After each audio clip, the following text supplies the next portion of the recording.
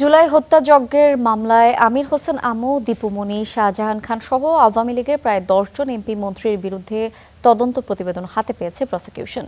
Chief prosecutor Aminul Islam জানিয়েছেন, তদন্ত প্রতিবেদনগুলো যাচাই বাছাই এবং প্রয়োজনীয় পর্যালোচনার কাজ শেষ পর্যায়ে রয়েছে। সব প্রক্রিয়া সম্পন্ন করে চলতি মাসের মধ্যেই আন্তর্জাতিক অপরাধ ট্রাইব্যুনালে আনুষ্ঠানিক অভিযোগ দাখিল করা হবে। তাদের বিরুদ্ধে জুলাই-আগস্টে সংগঠিত অপরাধে ঊর্ধ্বতন কর্তৃপক্ষের দায়ে অভিযুক্ত করা হয়েছে বলে জানিয়েছেন তিনি। যখন ওবায়দুল কাদের বলছিলেন যে ক্যাবিনেটের সিদ্ধান্ত হয়েছে কারফিউ জারির এবং এটাও সিদ্ধান্ত হয়েছে শুট এট সাইট, তখন যারা যারা ছিলেন তাদের সবারই তো সুপিরিয়র কমান্ড রেসপন্সিবিলিটি আছে, দায় আছে। শাপলা চত্বর মামলার তদন্ত শেষ, আমরা রিপোর্টটা যাচাই বাছাই করছি। 10 থেকে 12টা মামলার ফর্মাল চার্জ আমরা খোলার সাথে সাথে দাখিল করতে পারবো।